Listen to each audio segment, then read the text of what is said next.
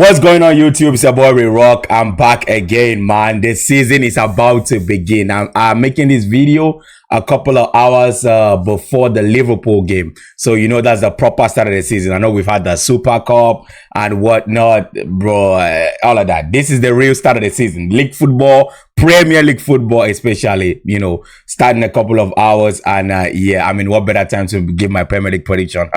Just a couple of hours before the first game of the season. Listen, I know some transfers are still gonna come in, but I think I've seen enough, or we have all seen enough to, you know, give a proper prediction, you know, by now. You know, this video should have come out earlier, but hey, better late than never. I mean, technically I'm not late because this video is gonna go up before the first game of the season. But anyways, let's get into it. No time to waste. Let's get into the Premier League 2025-2026 predictions. Let's go. All right, so here is my Premier League prediction. All right, I've gone with a tier list. Here's my Premier League prediction. Now, there's a lot going on here that we need to talk about. A lot going on here. I know. I need to explain myself. I know. Calm down. First of all, okay, relegation. I think the guys that came up are going to go back. Unfortunately, I don't like it. I don't want it. You know, I hope at least one of them stay. I think maybe Leeds can stay. I hope they do. But I think all of them are gonna go down. That's my prediction. I don't want that. I hope we don't see that. That will be the third time in a row we're seeing that. So yeah, that would just be ridiculous. I hope we don't see that. And you know, I hope one of them, at least one of them, stay up. We don't want to see all three teams up, all three teams down every time. That's not good for the Premier League. Anyways, now that's not good for any league. Anyways, now, lower mid-table, I think Everton, as always, they like to fight for, you know, they like to be around the relegation spot. But, you know, Brentford, I think losing Bemo, you know, they're probably going to lose Wisa. I think they lost Norgard as well. So, yeah, I think they're going to be, you know, in a relegation battle as well. I wouldn't be surprised if they actually end up getting relegated and one of the other guys stay up instead. Wolves, same, you know, they lost Cunha last season, was tough for them. They got to regroup and go again. And I don't think, you know, they're strong enough to not be, you know, around that lower mid table. Same with Fulham as well. I think Fulham has fallen over the last 2 years a little bit. I think, you know, I thought for a sec that they were actually going to be a team that, you know, tried to maybe get at least a little bit of like what Forest was last season. I'm not on that level though, but I thought they were going to improve a little bit, but I didn't quite see that with them. West Ham was one of the most disappointing, you know, of the mid-table, you know, teams that for me last season, because of the signings that they made. I really thought they were going to be a lot better. They were disappointing going into next season after losing, you know, someone like Kudus, for example, which I think is a big player for them as well. I just think they're going to be in that lower mid-table as well, you know, next season. And then higher mid-table, Brighton, just because they lost Joao Pedro, but they'll be fine. They have that system going on. It works for them. They'll find a way, you know. They're gonna, you know, upset some of these big teams as well, like they always do. Crystal Palace, I think they're gonna lose Eze, and but I think they'll be okay. I think Mateta probably stay, yeah, I think in general the way they have played, I mean, it's been incredible. They just won the Community Shield. They beat City, you know, at the end towards the end of last season. Incredible, you know. Incredible how football they play. They play really good football. Forest, yeah, I think they'll be around that area as well. I don't think they're replicating what they did last season in terms of, you know, how well they play. I think they sold Elanga, but that level of football that they played last season. And you know, what did they finish? Seven? They ended up finishing 7, 6, 7. Yeah, I think 7. But yeah, I don't think that. I think they're gonna be around that higher mid table. Bournemouth as well, same. I mean, not much to say. I wouldn't be surprised to find themselves in the lower mid though, but yeah, I think Bournemouth is just gonna be around that area. You know, Aston Villa, here's the thing. I think, you know, playing Champions League, what is it, Europa League football next season? Yeah, Europa League football, Emery. He might actually win the Europa League, by the way. I'm gonna predict Champions League winner, Europa League winner. I don't even know who the hell is in the Conference League, so I cannot even predict Conference League winner. But yeah, I'm gonna predict I think they win the Europa League, you know. But I'm gonna predict Champions League winner and FA Cup, Community Shield, FA Cup, Carabao Cup, and so on. But anyways, let's keep going. Okay, yeah, it's where it gets interesting, even more interesting. You know, the Europa League and the Conference League spot. Now, Newcastle, it's really sad what has happened to Newcastle during the transfer window. I think one of their biggest mistakes is not just letting Isak go, but I cannot blame them for not letting Isak go. This whole Isak situation is a whole other conversation, but you know, quick take on it. I think there should have been a release clause on Isak's deal before he signed. I think one of the biggest problem is with his agent. I don't know why there's no release clause. If there was one, Isak would have been a Liverpool player by now. He probably would have, you know, got the preseason game going already, like you see in KTK, Verts and the others. But that didn't happen. Now he doesn't want to play. He said he's not going to play ever for Newcastle. He's pretty pissed off with the whole situation, and I think at the end of the day he's gonna end up at Liverpool, and I don't know who Newcastle is gonna end up getting to play, you know, up front, since they're losing everyone, whether it's Shesko, in Ketike. I see a lot of the transfers that they're trying to get didn't go through, which is pretty sad, but I think they'll be fine, you know, and I hope they can get some, excuse me, they can finally get a striker in, because it's not going to be easy, by the way, because they're playing Champions League football. Yeah, they're playing Champions League football next season. It's gonna be really difficult. It's not easy to manage both, and you got to understand, man, Champions League football now is even harder, because in the group stage you don't get to play this, you know, your regular 3 guys twice. That's, you know, 6 games. You play the same guys twice. Now, you know what, 8 games, and you get to play harder opponents. So it's not easy to, you know, play the Premier League and you know, European football, and that's the Champions League for that matter is very difficult. So we'll see how they do with that. I think you know, they're gonna finish. They're gonna, you know, get either Conference League or Europa League position. So 6-7. Now Manchester divided or United. Okay. Here's what I'm gonna say about United. First of all, they have no excuse. What I mean, I don't want this video to talk about. I don't want this video. This is a Premier League prediction. If I start talking about United, I feel like I'm gonna ramble for like an hour and a half, because I have a lot to say about United. But I'm gonna try to keep it short. They bought a lot of players, right? Well, no, not a lot, but they bought players that should help with goal scoring, like Cunha, Mbemo, and Sesko should help with goal scoring, for example. And most importantly, let me talk about like the team as a whole. I think them having to play basically 1 game a week is no excuse as to why Amorim should not find a way to fit all these guys in, make it work, and make sure they try to, you know, win games week in, week out. We're not saying be in the title race. We're not even saying get Champions League spot, but at the very least should be getting European football. And I think they should really try to go for, like, I think the Carabao Cup is all that they're in. The Carabao Cup, they should really try to, you know, to see if they can get that Carabao Cup, but I don't think they'll win it. But anyways, so let's get to top 5. Yes, Spurs, man, that game they just played against PSG. I mean, it was just Spursy at the end. They really should have won that. They were the better team for 80 minutes of the game. Incredible how they lost it. I think Thomas Frank is going to do a great job. You know, they just signed Kudus. I think Solanke is going to come back stronger. Richarlison is even looking sharp as well. Unfortunately, Maddison got injured. You know, having Romero and Van de Ven back and fit all season, I'm hoping, you know, Romero being their captain right now as well will help their back line as well, you know.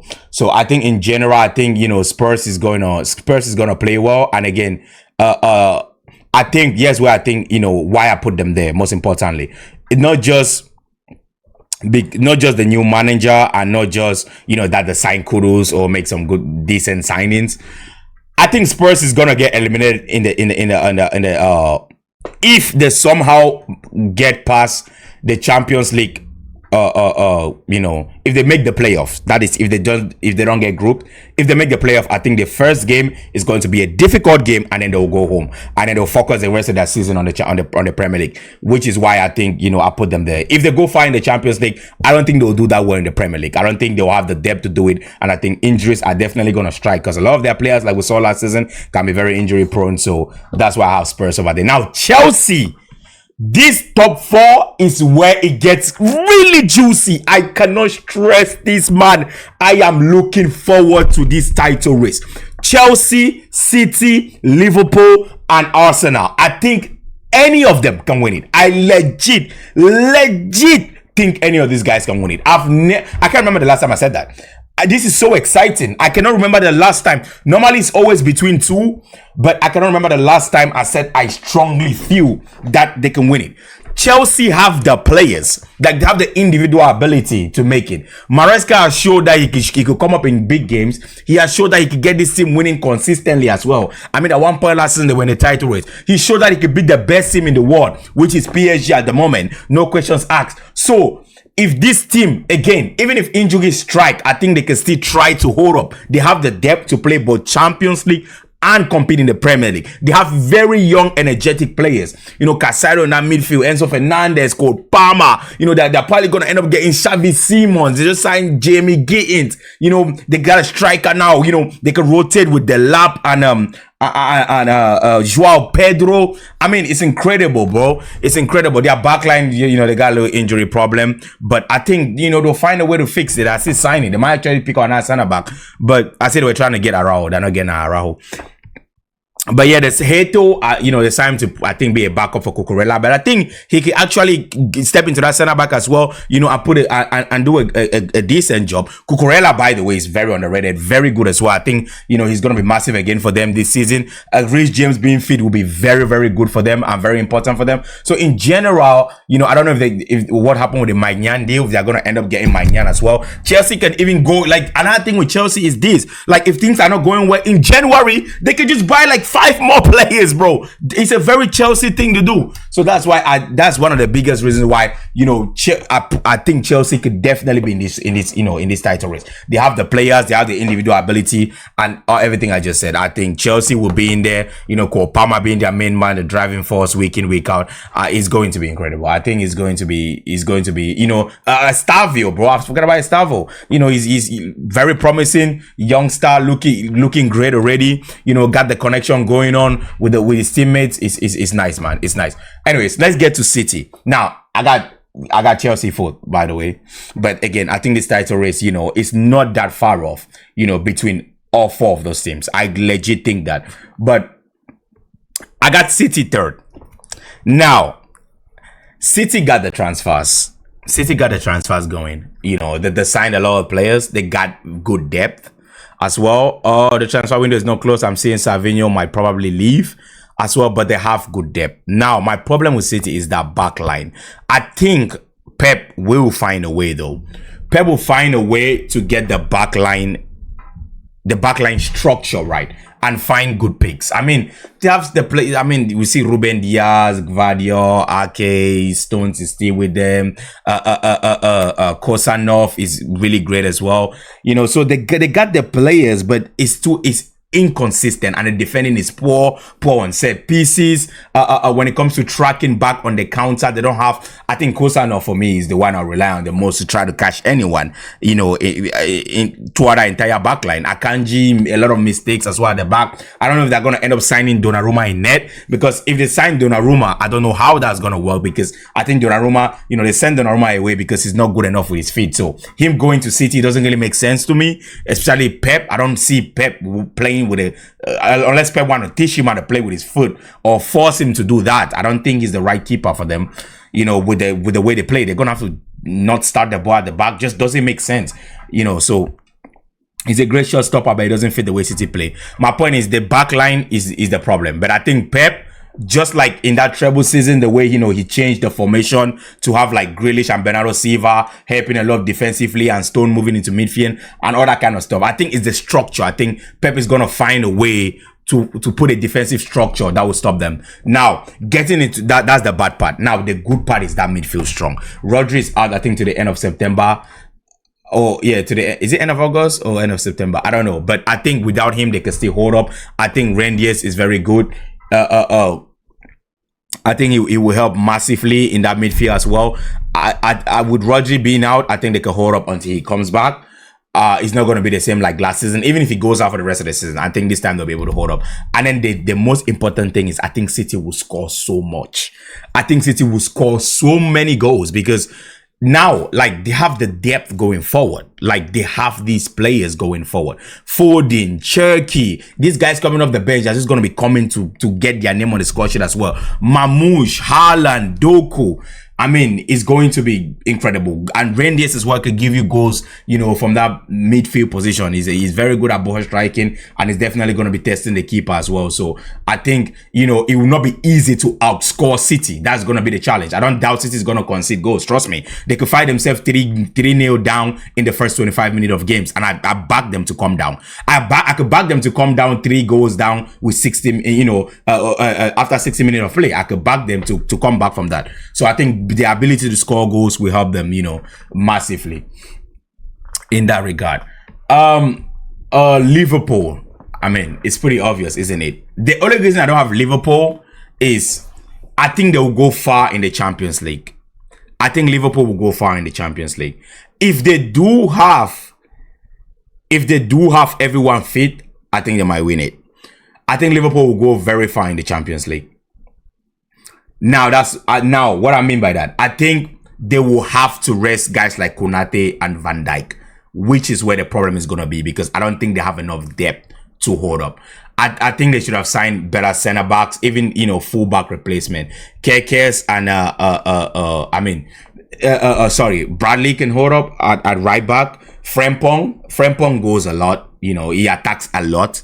Kerkez, I think, will come back more than Frimpong. Frimpong have the ability to come back, but I think he's just so attacking minded that he leaves a massive space there. Now, more importantly, yes, what I think, minus the defensive, putting a lot of that defensive pressure on Konate and Van Dijk, I think the fact that they don't have a real ball winner, and yes, Gravenberch can win the ball, and yes, they're gonna play as a team, but who is the ball winner in this team?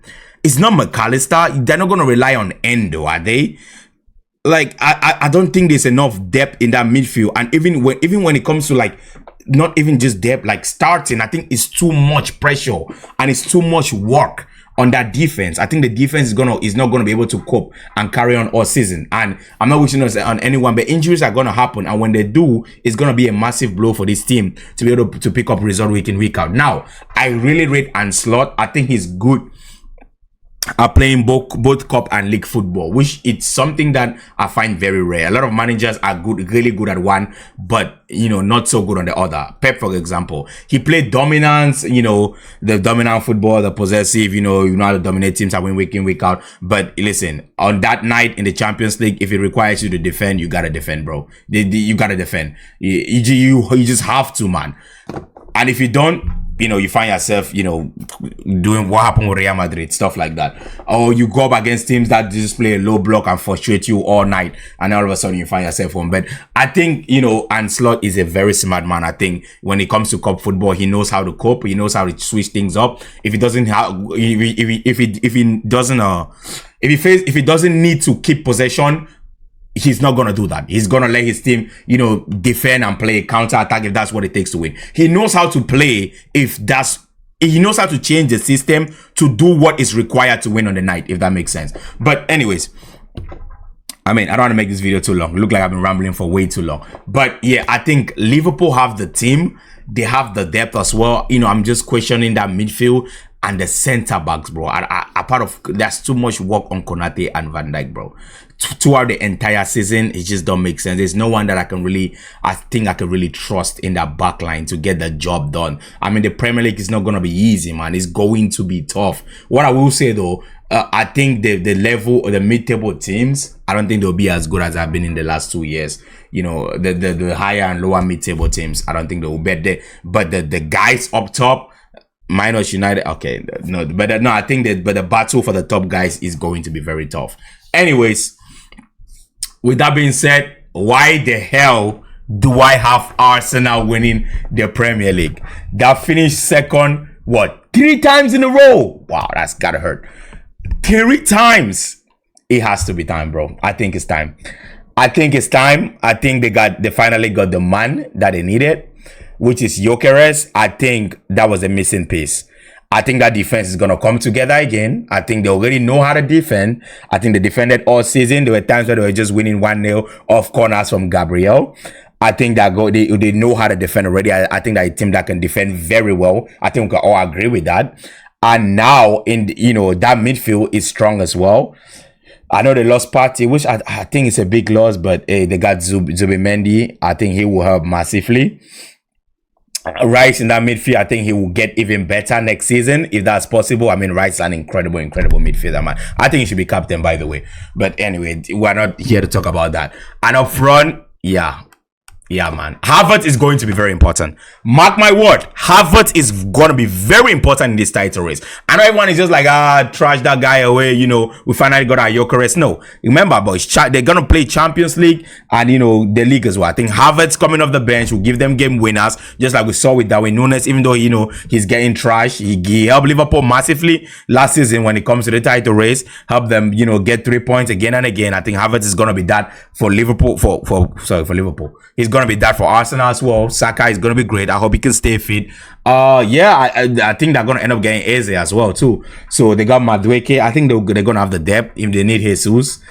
By the way, I don't know, man. I don't know what Jesus, I don't know. So he's going to be like a third striker. I mean, sometimes they play Havertz in midfield. So maybe if they're resting Gyökeres, Havertz goes to midfield and he goes up top. I don't know, but I think they have the depth and I think it's time. Yes, what I think is going to happen most importantly.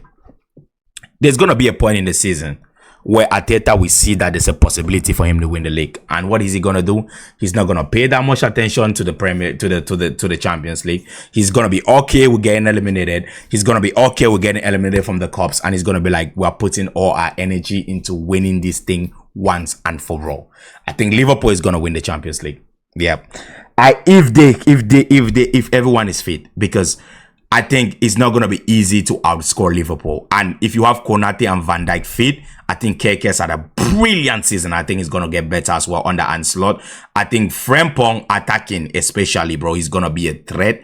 I don't know if he's going to get better defensively. I think, you know, defensively he leaves a lot of holes, but, you know, it could get covered. I think at the right time, here's what I think. Liverpool is going to suffer a little bit in the league, but I think at the right time in the Champions League, they will have all their players available, you know, in those hard knockout games. And having someone like Isak, bro, and Salah in the same team is gonna be so hard to beat that. Isak is so good. I think Isak, if he does have injury problems, I just feel like at the right time for Liverpool next season, I think they are going to have their players available, and that's what the Champions League is, bro. It's also very much about timing. You know, having their players available at the right time is very important. It doesn't get talked about enough, and I think that's what's going to happen with Liverpool, and I think they're going to end up, you know, winning that. Now, FA Cup, I think City wins the FA Cup.